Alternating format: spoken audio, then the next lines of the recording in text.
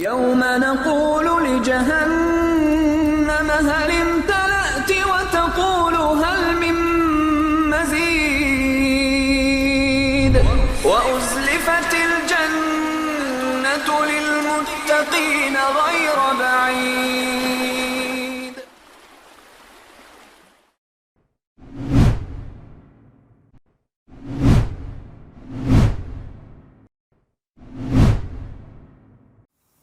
Kita mulai ya. Bismillahirrahmanirrahim.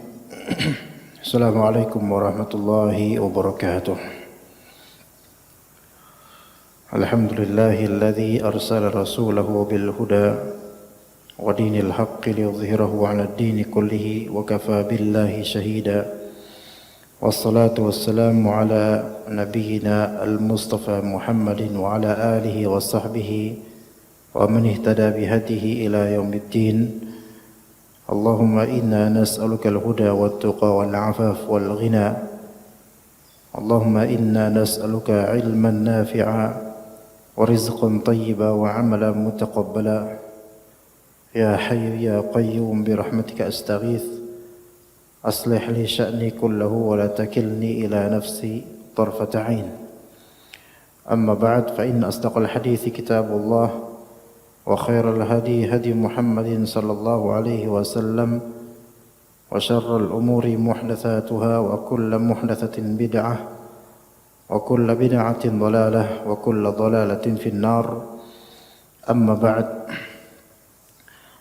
Jemaah sekalian rahimakumullah, kita insyaallah akan membahas masalah berkaitan dengan salat. Di antara faedah terawal yang akan kita tuturkan di sini yaitu salat terhadap ibadah itu seperti jantung atau qalbu. Salat terhadap ibadah seperti jantung atau qalbu, yang mana ia menjadi pemimpinnya dari seluruh amalan ibadah. Kita tahu hadis An-Nu'man bin Bashir yang beliau mendengar Rasulullah SAW bersabda, "Ala wa inna fil jasadi mudghah, idza salahat salahal jasadu kulluh, wa idza fasadat fasadal jasadu kulluh, ala wa hiya al-qalb." Sebagaimana kata Nabi SAW, "Ala wa inna fil jasadi mudghah." Di jasad ini ada mudghah, yaitu ada segumpal daging. Idza salahat salahal jasadu kulluh. Jika segumpal daging tersebut bagus, maka seluruh jasad akan bagus. Wa idza fasadat fasadal jasadu kulluh. Dan jika rusak segumpal daging tersebut, maka rusaklah seluruh jasad itu. Ala wa hiya al-qalb, dan dia adalah al-qalb. Dan kemudian dalam kitab Al-Mu'jam Al-Awsat karya Imam At-Tabrani dari hadis Abdullah bin Qurt radhiyallahu anhu, Rasulullah SAW bersabda, "Awwalu ma yuhasabu 'alaihi al-'abdu yaumal qiyamati as-salah. Fa in saluhat saluha sa'iru 'amalihi wa in fasadat fasada sa'iru 'amalihi." Hal yang paling pertama yang akan dihisab dari diri seorang hamba di hari kiamat adalah as-salah, yaitu salat. Jika misalnya salatnya tersebut salihah, bagus, maka bagus pula seluruh amalannya. Wa in fasadat, kalau misalnya salatnya rusak, maka rusak pula seluruh amalannya. Maka barometer sehatnya seluruh amalan ternyata ada di salat kita. Maka betul ketika ada orang yang mengkiaskan salat itu ibarat jantung bagi amalan seluruhnya. Dan akhlak seseorang juga tergantung pada bagaimana salatnya. Maka terikatlah di sini kiasan antara salat dengan jantung. Salat bagi seluruh amalan ibadah dan jantung bagi seluruh anggota tubuh. Dan jemaah sekalian, ikhwah sekalian rahimakumullah, ada juga dari sisi lain yang membuat kita meyakini bahwasanya, semakin yakin bahwasanya salat itu adalah jantung bagi seluruh amalan. Yaitu sabda Nabi dalam hadis yang disepakati oleh para ulama akan kesahihannya karena ada di Sahih Bukhari dan Sahih Muslim. Kata Nabi sallallahu alaihi wasallam, "Harramallahu 'alan nari an ta'kula athar as-sujud." Allah Subhanahu wa taala mengharamkan neraka untuk melahap bekas-bekas sujud. Bekas-bekas sujud itu tidak terkena api neraka. Dari hadis ini ada hal yang bisa kita dapatkan faedahnya dan keutamanya bagi kaum mukminin yang salat, yaitu atharus sujud. Yang dimaksud adalah maudhi'us atau maudhi'us sujud atau izam lis sujud, yaitu tulang-tulang untuk sujud, bagian-bagian tubuh untuk sujud. Kata Nabi sallallahu alaihi wasallam dalam hadis lainnya, umirtu an asjuda li sab'. Aku diperintahkan untuk sujud dengan 7. 7 yang dimaksud adalah 7 anggota tubuh. Pertama wajah dengan tulangnya, yaitu dahi, hidung. Kemudian kedua telapak tangan. Kemudian kedua lutut. Dan terakhir kedua bagian dari jemari kaki kita. Maka itu diperintahkan untuk di sini diperintahkan Rasulullah sujud dengan ketujuh itu, dan kita sujud dengan ketujuh itu. Dan sabda Nabi dalam hadis Bukhari dan Muslim, "Harramallahu 'alan nari an ta'kula athar as-sujud." Allah Subhanahu wa taala mengharamkan atas neraka untuk melahap bekas-bekas dari sujud, yaitu anggota-anggota tubuh yang digunakan untuk menopang sujud. Dari sini kita bisa dapat manfaat dan faedah. Sekalipun orang yang beriman dan bertauhid dengan sebab maksiatnya masuk neraka, tetapi bagian-bagian sujudnya tidak kena api neraka. Ya, seorang beriman atau bertauhid, tapi dia banyak maksiat di dunia, kemudian dijebloskan ke neraka, maka bagian-bagian tubuh yang dia gunakan untuk menopang sujudnya itu tidak terkelahap api neraka. Ini spesialnya yang tidak ada spesial untuk orang mukmin, untuk muwahhid yang tidak ada pada orang-orang kafir. Ya, kendati pun masuk neraka, tapi bagian-bagian sujudnya tidak kena. Keringanan untuk orang-orang beriman. Di sini ada fadilah dan keutamaan sujud yang merupakan salah satu rukun terpenting dari salat.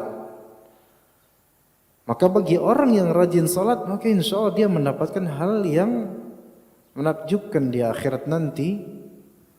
Ya, kendati pun orang ini rusak dan salatnya mungkin tidak ada, ya banyak tidak benarnya. Ya, ini tidak khusyuk dan seterusnya. Tetapi dia sujud kepada Allah, maka dia mendapatkan keringanan seperti ini. Taib. Kendati pun seluruh amalan itu jelek, tetapi karena dia memiliki sujud, maka dia diringankan oleh Allah Subhanahu wa taala. Kemudian Allah Subhanahu wa taala mengharamkan neraka untuk membakar kalbu yang di dalamnya ada sekelumit dari Al-Quran. Sebagaimana hadis yang disahihkan oleh Syekh Al-Albani rahimahullah, "Lau ja'ala al-Qur'ana fi ihabin thumma ulqiya fin nari mahtaraqa." Seandainya Al-Quran itu ada fi ihab, itu maksudnya ihab di sini qalb, pada hati seseorang. Al-Quran ada pada hati seseorang, kemudian hati tersebut dilemparkan ke dalam api neraka, maka dia tidak terbakar. Maka di sini ada keserupaan antara keutamaan sujud dengan keutamaan hati yang di dalamnya ada Al-Quran. Makanya sebagian dari orang menganggap bahwasanya salat itu ibarat jantung bagi seluruh amalan. Ada keserupaan. Tapi kemudian di antara bukti bahwasanya salat ini adalah jantung bagi seluruh amalan, firman Allah Subhanahu wa taala di surat Al-Ankabut ayat 45. Kata Rabb kita Azza wa Jalla, "Innas salata tanha 'anil fahsya'i wal munkar."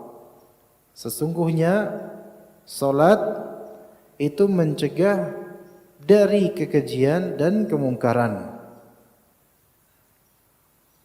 Salat mencegah dari kekejian dan kemungkaran. Baik. Ini salat yang betul-betul salat. Ya. Adapun kalau orang salat tapi dia tidak benar salatnya, maka belum bisa mencegah kemungkaran atau kekejian. Ya, ada orang salat tapi nyolong, ada. Ada orang salat tapi dia melakukan hal-hal yang tidak baik, banyak. Maka di sini barometernya salatnya dia berarti kurang baik. Salatnya dia berarti kurang baik, walaupun dia menjaga 5 waktu tapi ada hal yang kurang sehingga akhlaknya dan perilakunya masih perlu dikoreksi terlebih lagi. Karena salat pada hakikatnya kalau dia betul-betul salat yang sempurna, maka akan mencegah dari kekejian dan kemungkaran. Ya, kemudian mungkin di sini kita pernah mendengar suatu hadis yang diriwayatkan oleh Imam Ahmad dengan sanad yang sahih dan disahihkan oleh Imam Albani rahimahullah.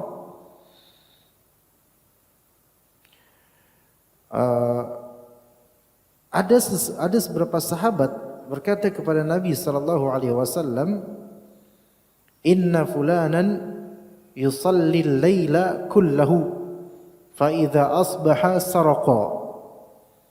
Bahwasanya ada seorang fulan itu salat malam seluruhnya, salat malam, masyaallah.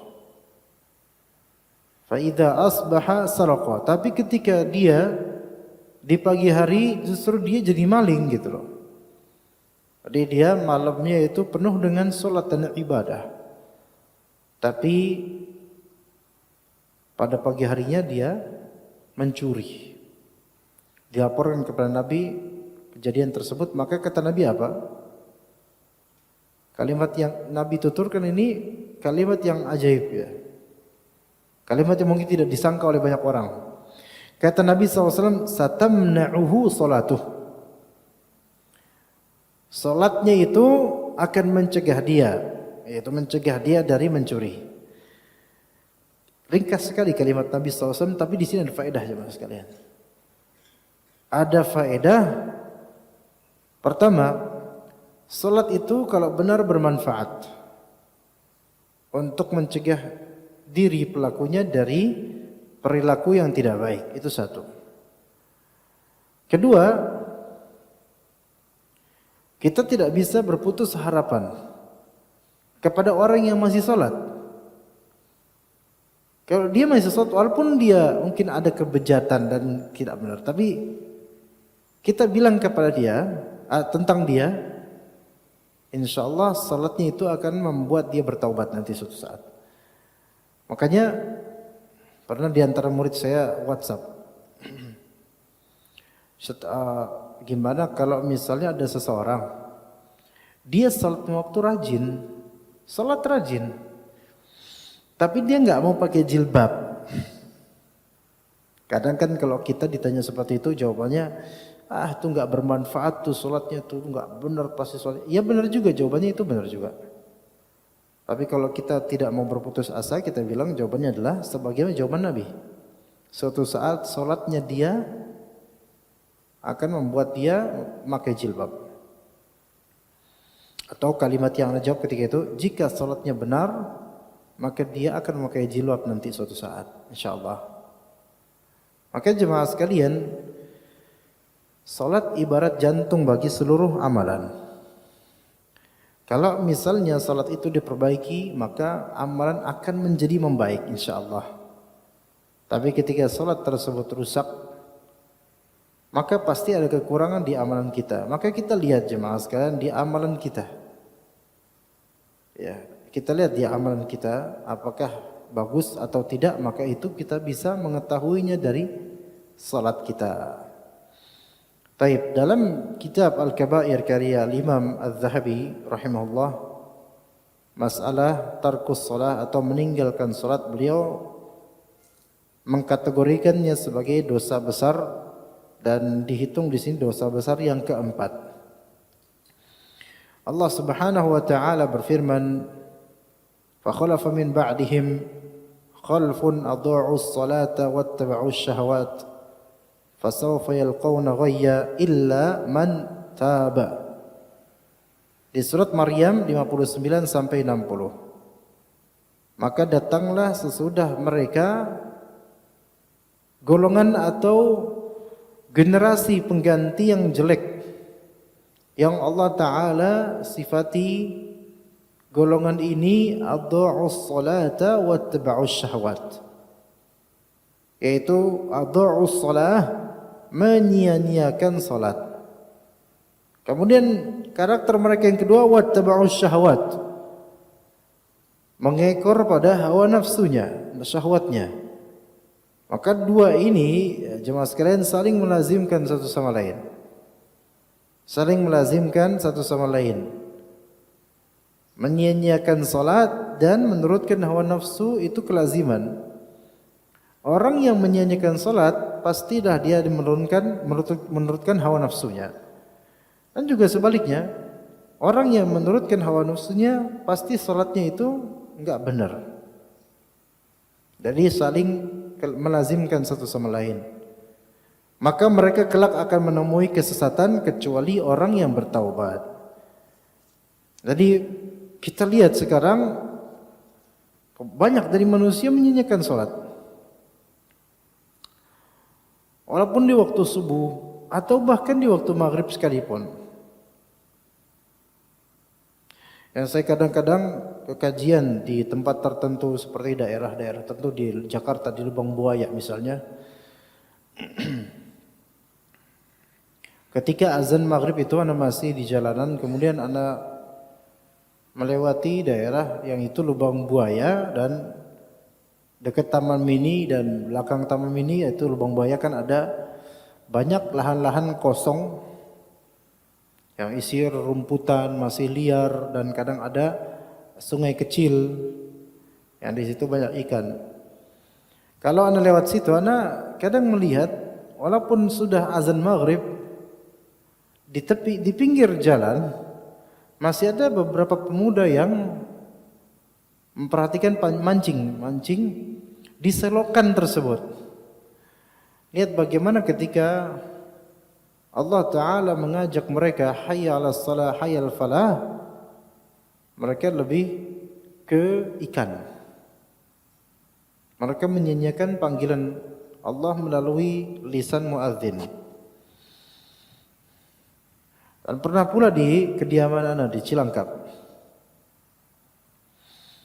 yang memang sudah langganan banjir daerah yang di lingkungan anak, bukan Cilangkap, maksudnya bukan umum Cilangkap tapi di beberapa daerah saja.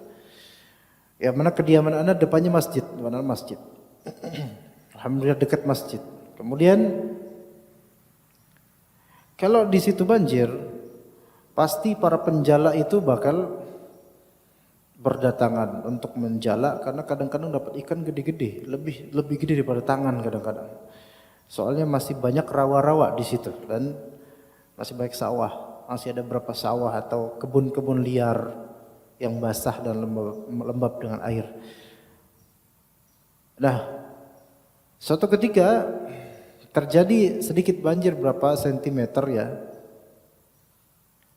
Yang mana itu sudah masuk waktu maghrib. Di depan masjid ada semacam gardu, ya, gardu buat pos kamling sebenarnya. Tapi di situ gelap, lampunya nggak nyala. Dan ana lewati banjir tersebut menuju masjid. Ana ajak orang itu sholat. Ayo pak, sholat pak. Iya, iya, gitu kata dia. Selesai, ana sholat, bahagia, keluar di masjid, pulang lagi. Ana lihat itu orang masih berdiri seperti posisi yang tadi. Masya Allah, tahan 20 menit di situ dia. Tahan 20 menit di situ. Maka kemudian anak tegur, Pak, ayo Pak sholat. Ini kan depannya langsung masjid, ngesot juga bisa gitu kata. Ayo sholat Pak. Iya Pak, iya Pak kata dia. Nunggu apa sih Pak di situ? Kata dia. Kata anak. Kemudian dia bilang, nunggu ikan Pak. Kata dia, Masya Allah. Langsung anak omelin Pak. Gak peduli berapa usianya omelin. Tuhannya kan Allah Pak, bukan ikan. Gitu anak bilang. Masa demi ikan rela berdiri 20 menit itu? Atau lebih bahkan kadang anak gak tahu sejak kapan dia berdiri di situ. Tapi untuk Allah Subhanahu wa taala di masjid tidak datang. Padahal depannya masjid itu. Lihat, ketika kalau itu udah menjauh dari Allah seperti itu jadinya, juntrungannya. Alhamdulillah. Dan itu baru satu kasus dari entah sekian juta kasus yang ada di Indonesia tentang masalah menyia-nyiakan salat.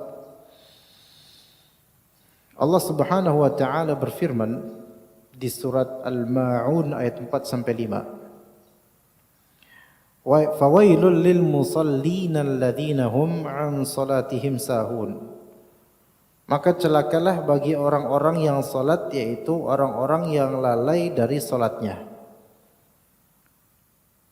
Celakalah orang-orang yang salat, yaitu orang-orang yang an salatihim sahun, yaitu an salatihim sahun, bukan fi salatihim sahun, tapi an, yaitu lalai dari salatnya. Dan lalai dari salat ini bukan lalai dalam salat.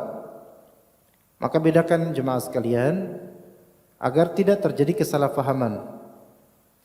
Dalam surat Al-Ma'un ayat kelima itu yang dicela an salatihim sahun, yaitu lalai dari salatnya, bukan lalai dalam salatnya. Karena lalai dalam salat itu semua manusia pernah. Maka berarti celaka dong semua orang. Dan ana yakin baik ana ataupun antum semua atau pemirsa Niaga TV pasti pernah merasakan lalai dalam salat. Lagi salat kemudian kepikiran sesuatu dari dunia. Ini lalai dalam salat, fi salat, dalam salat. Tapi di ayat ini Al-Ma'un alladzina hum an salatihim sahun, yaitu lalai dari salatnya. Maka apa artinya? Itu orang yang memang dia salat, tapi dia menunda dari waktu sebenarnya menuju keluarnya waktu aslinya. Maka ini yang disebut hum an salatihim sahun. Salat di luar waktunya karena kemalasan dan penundaan yang tidak syar'i. Maka yang seperti ini celaka, mendapatkan neraka nanti kalau misalnya dia tidak bertaubat. Kemudian kata Allah Subhanahu wa taala, qala atau ma salakakum fi saqar? Qalu lam naku minal musallin. Ditanya kepada orang-orang yang ada di dalam neraka, ma salakakum fi saqar? Apa yang menyebabkan kalian itu berada di dalam neraka saqar? Maka mereka, yaitu ahli neraka, menjawab, lam naku minal musallin. Kami dulu tidak termasuk orang-orang yang mengerjakan salat. Dan Nabi SAW bersabda, dan judul kajian ini terinspirasi dari hadis ini, al-ahdul ladzi bainana wa bainahum as-salah, faman tarakaha faqad kafar. Perjanjian yang ada di antara kita dengan mereka adalah salat. Maka barang siapa yang meninggalkannya, maka dia telah kafir. Ya, perjanjian yang ada di antara kita dengan mereka adalah salat. Maka barang siapa yang meninggalkannya, maka dia telah kafir.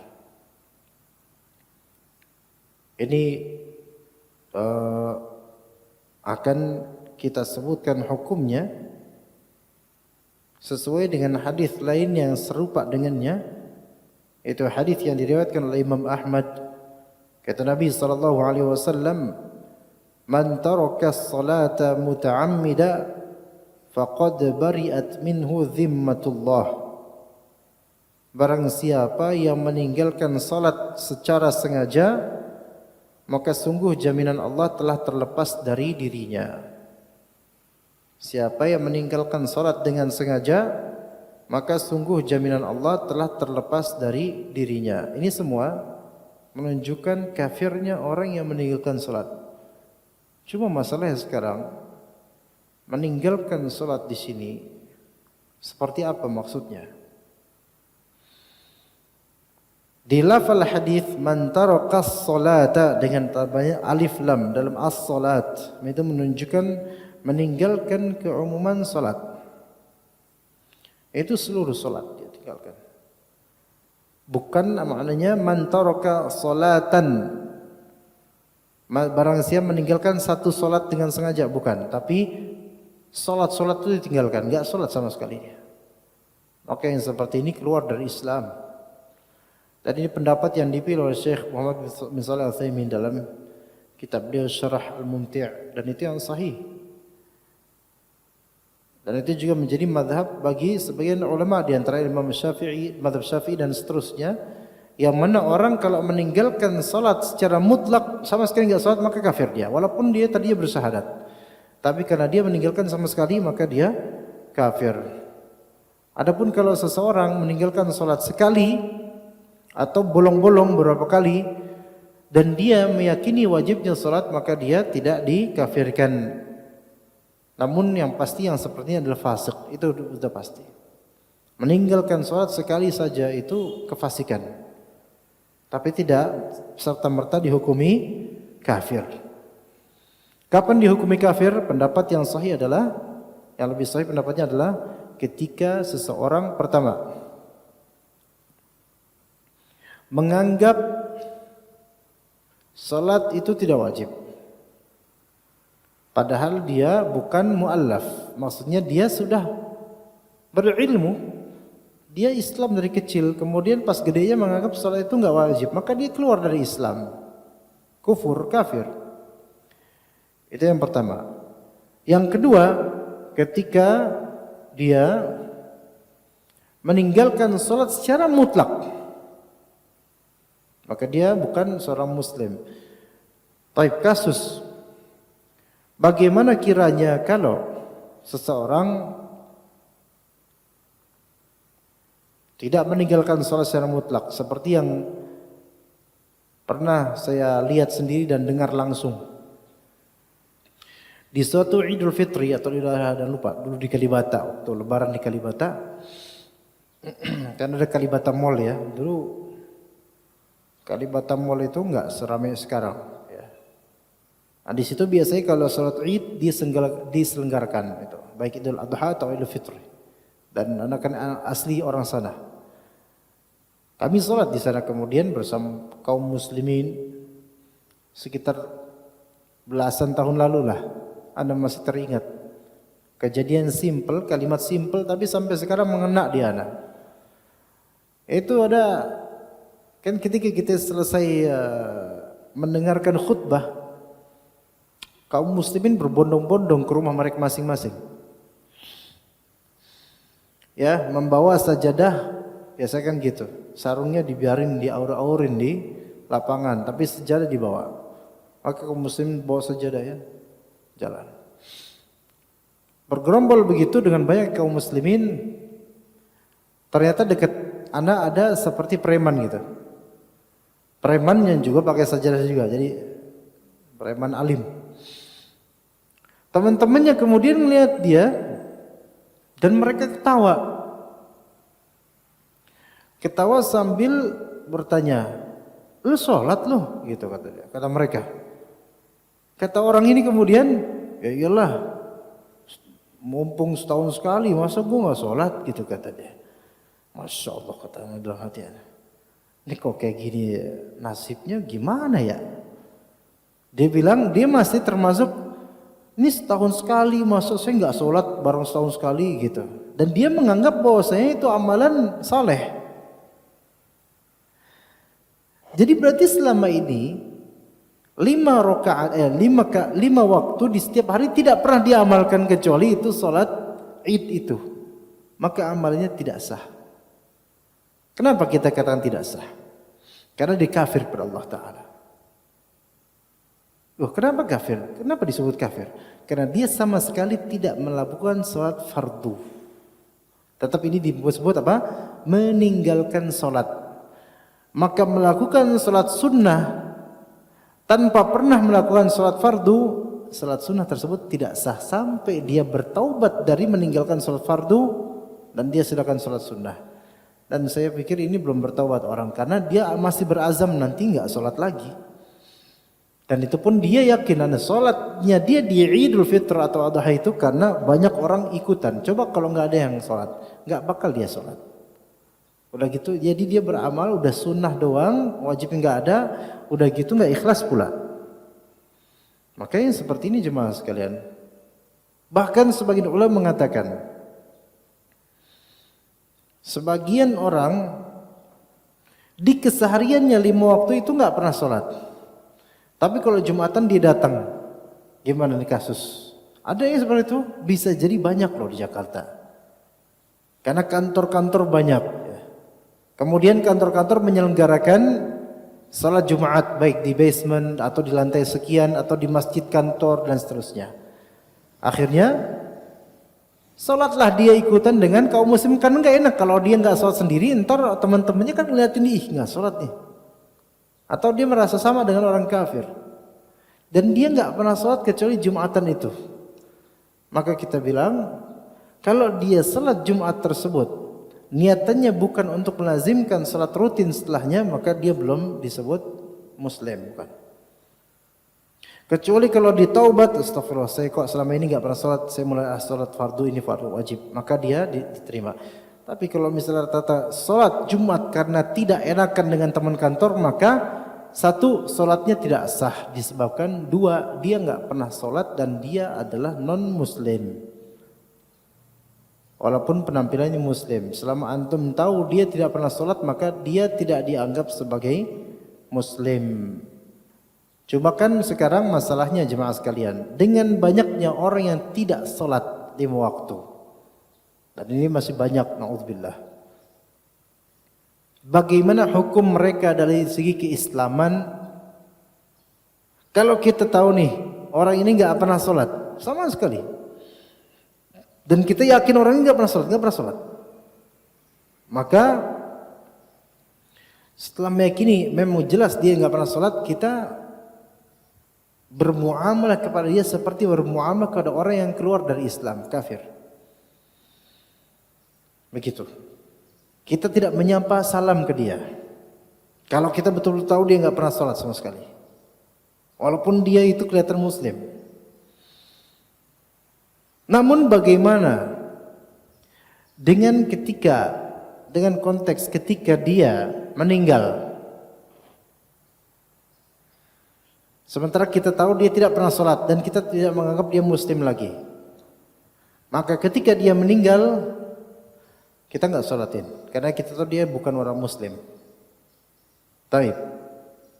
Namun karena dia kan dianggap oleh orang-orang sebagai orang muslim ya, otomatis kemudian keluarganya kan ya melakukan ta'ziyah karena mereka selama ini menganggap dia itu muslim.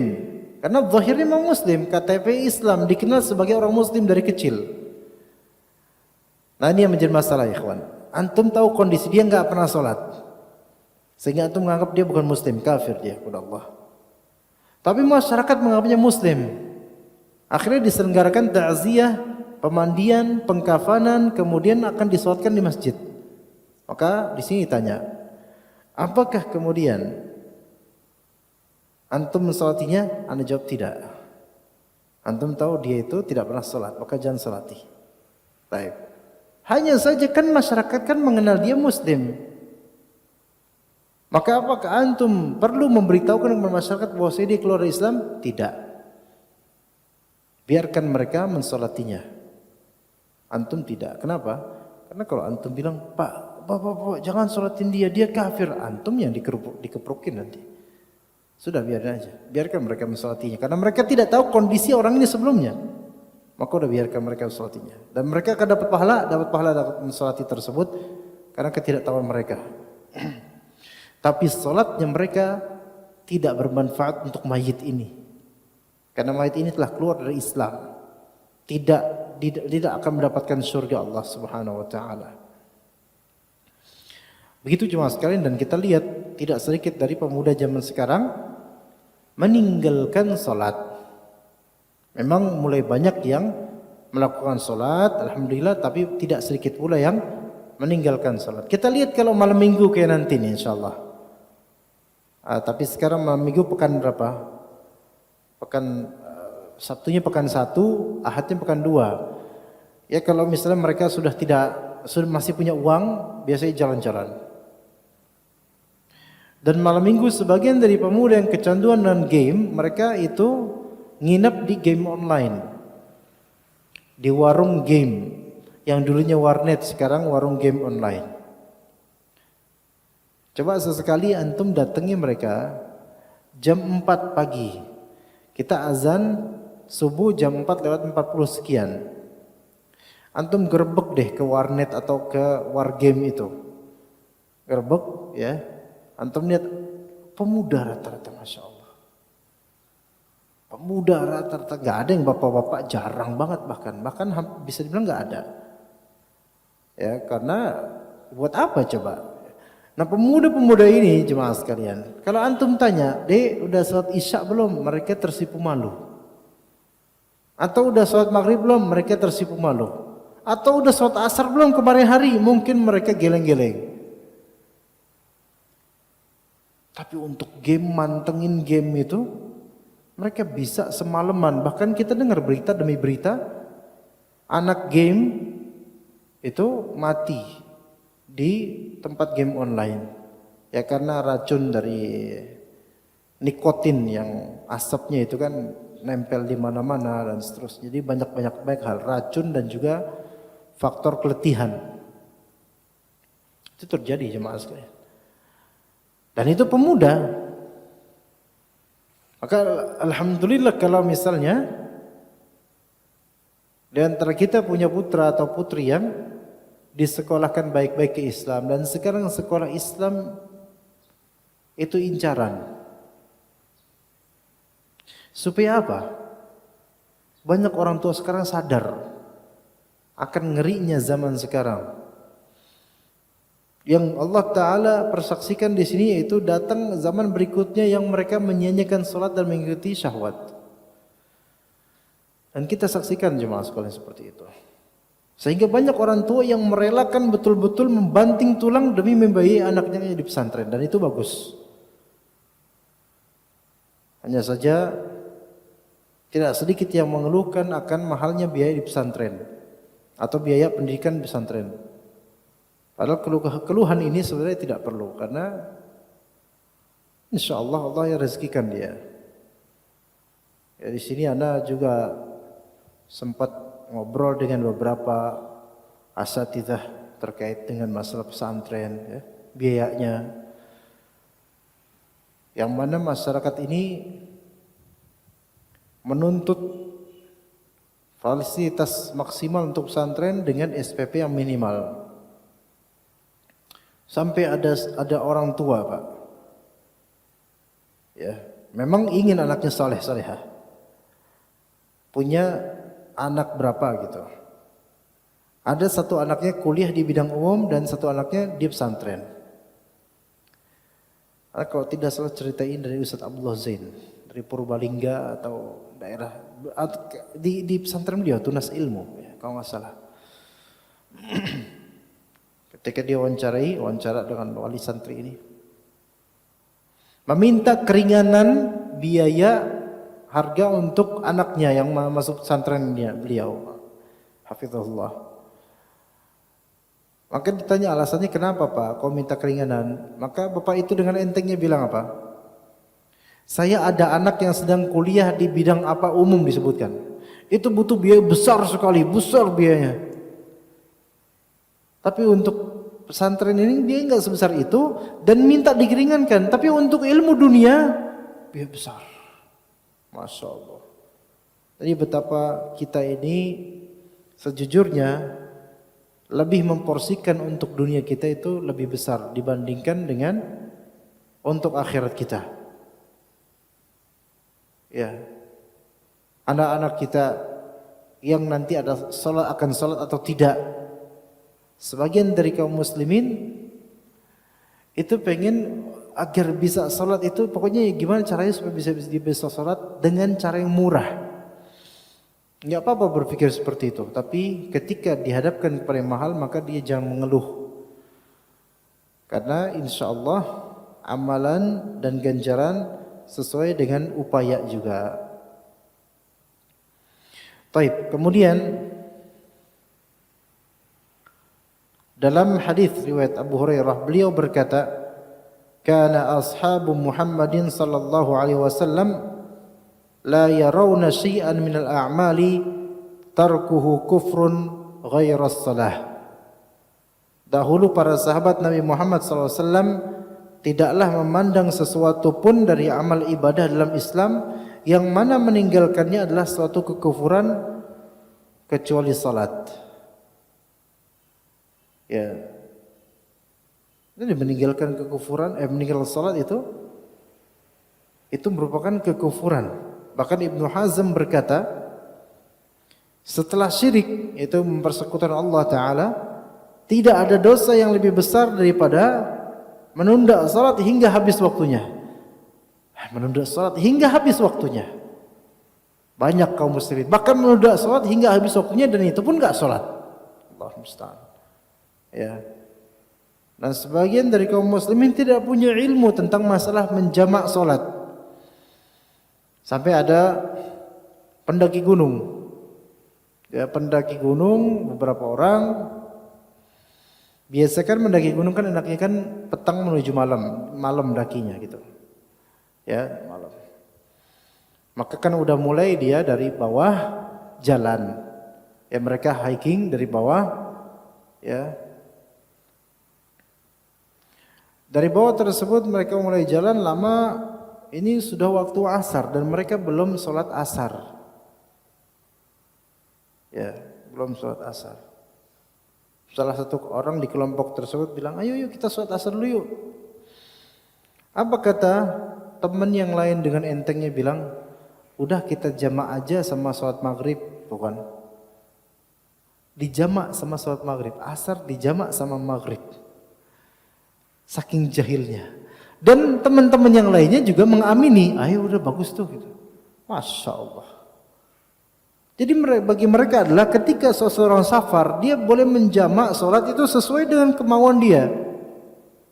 Bahkan sampai ada seseorang yang dia lulusan yang disebut dokterandes tapi agama apa? Dokterandes agama lah gitu ya. Jadi kuliahnya dulu di agama tapi di kampus biasa. SAG-nya gitu. Berpendapat bahwasanya kalau kita memang dari waktu darurat, kita menjamak sholat 5 waktu dalam satu paket nggak apa-apa. Ini dari mana dalilnya ini? Orang kalau misalnya orang ini jadi ustadz beneran, ini bisa repot umat ini. Ntar orang bakal meremehkan dan juga menjamak sholat sekaligus 17 rakaat dalam satu paket. Jadi penyakit kita bukan hanya meninggalkan sholat juga cuma penyakit umat ini diantaranya kebodohan. Sehingga banyak yang tidak sholat dengan baik. Jadi kalaupun sholat ternyata masih banyak yang tidak benar ilmunya tentang sholat. Begitu. Belum lagi ilmunya tentang masalah sholat berjamaah, masalah masjid, masalah ini, masalah itu. Kita lihat saja di Indonesia ini banyak yang mengandalkan timer. Dan untuk azan, antara azan dan qomat, kebiasaan orang-orang tua di Indonesia, orang-orang lama terutama, yang namanya suatu mereka pengen cepet-cepet. Seolah-olah sholat itu sesuatu yang memberatkan gitu. pengen cepet-cepet sholat dan sholatnya juga cepet-cepet. Nah, maka diplotkanlah antara azan dan iqamah 3 menit. Baru selesai azan, la ilaha illallah.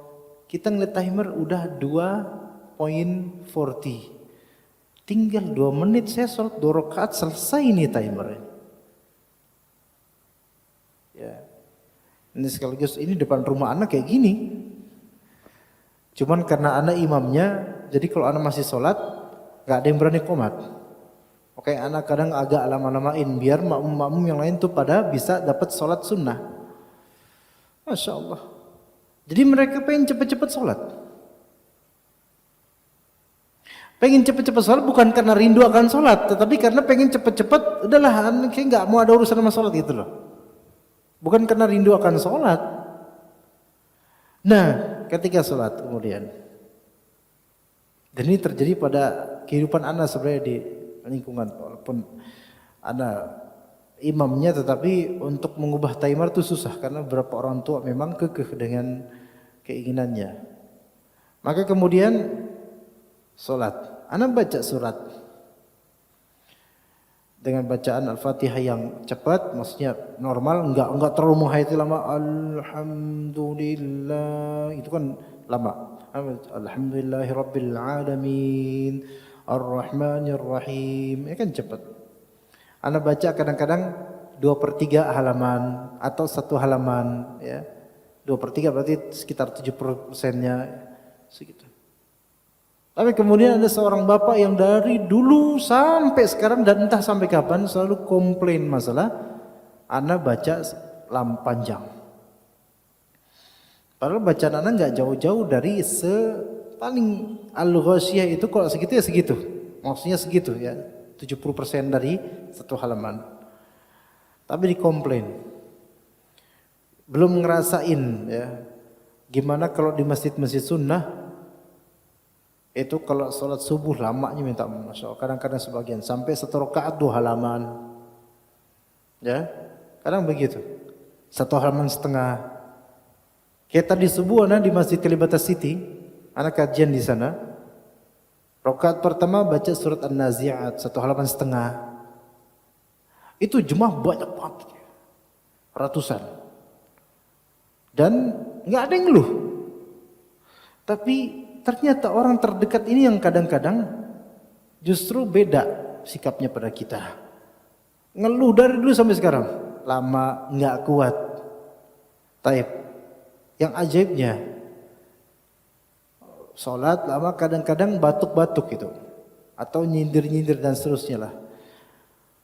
Untuk sholat berdiri itu tidak kuatan.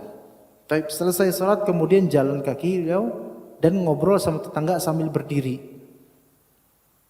Berapa menit? Hampir setengah jam. Kuat.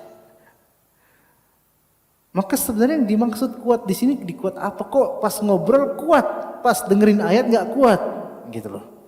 Padahal dirinya itu nggak sampai 2 menit, tapi nggak kuat. Tapi ngobrol sama orang 30 menit bisa, masya Allah. Ini menunjukkan yang tidak kuat itu bukan fisiknya, tapi kalbunya. Oke, seseorang itu meninggalkan sholat itu bukan karena fisik yang nggak bisa, tetapi kalbu yang tidak mau. Karena Islam telah melonggarkan seseorang kendati pun dia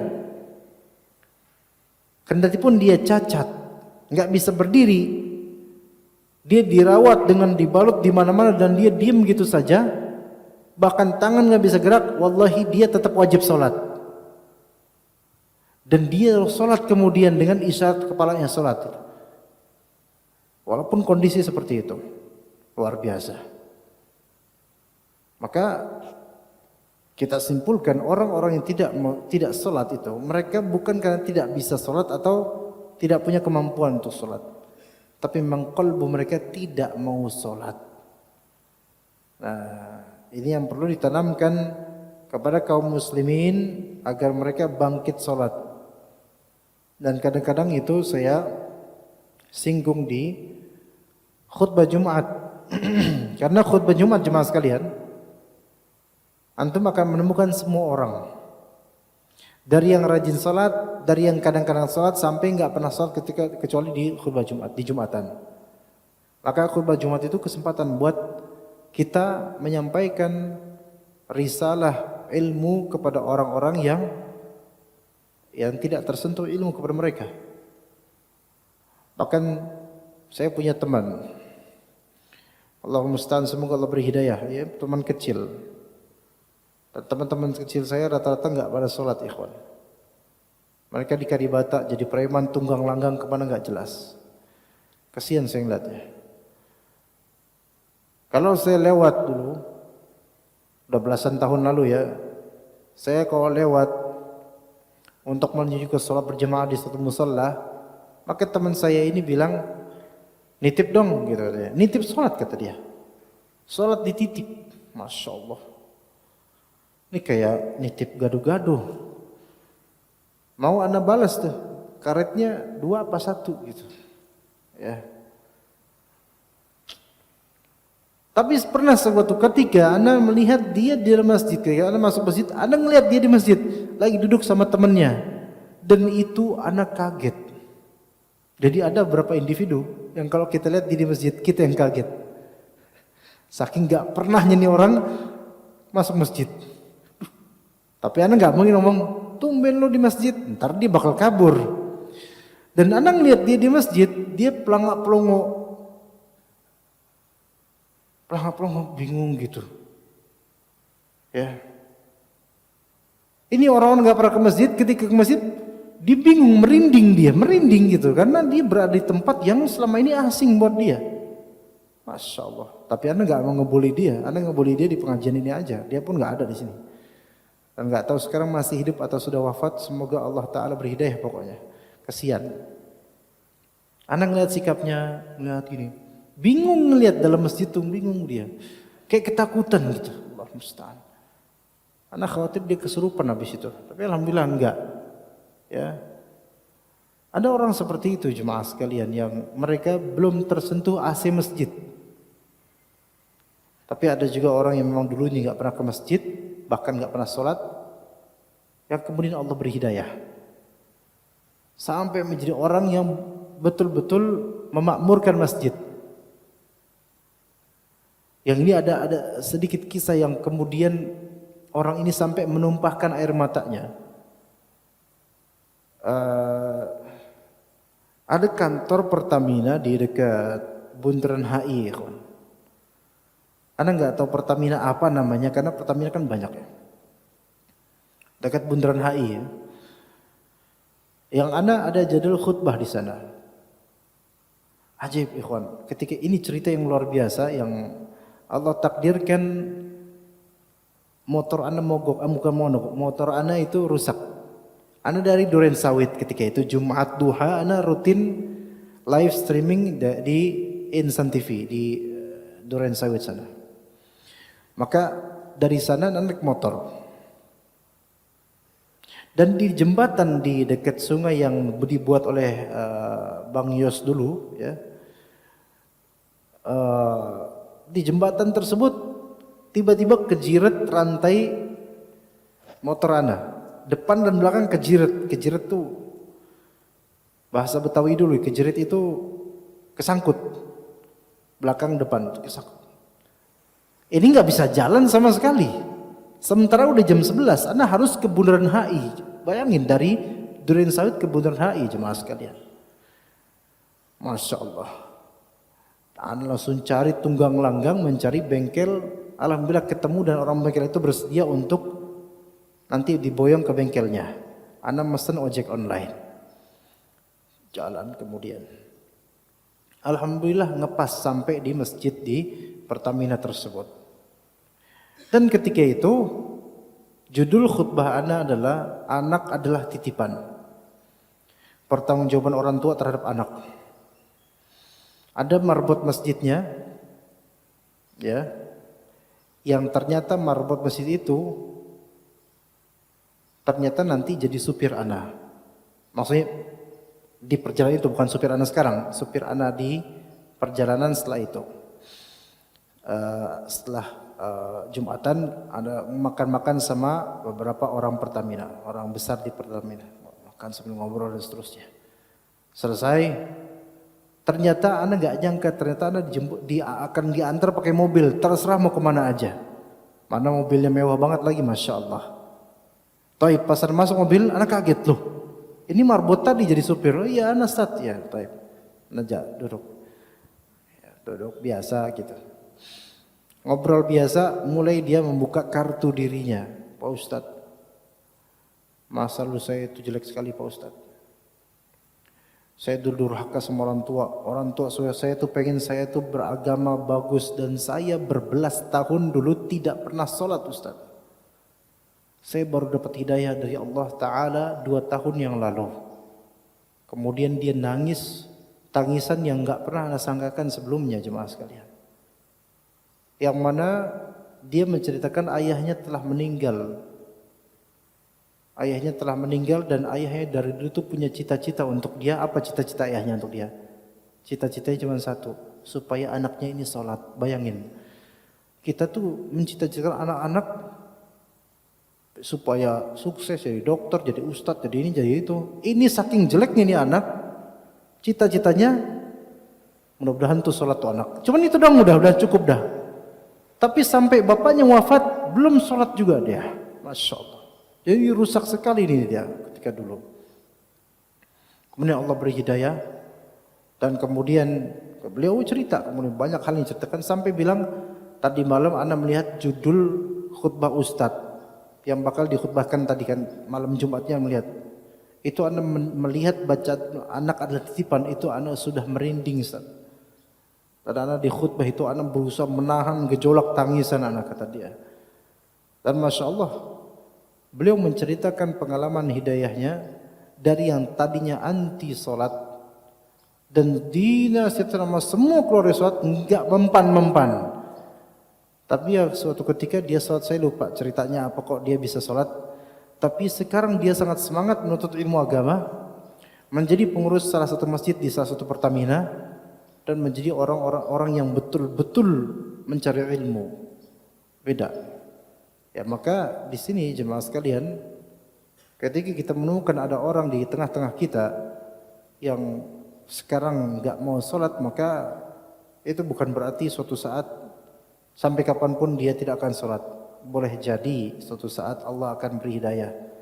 Asal dia memang menerimanya. Kemudian dia memulai sholat dan bertaubat dari seluruhnya.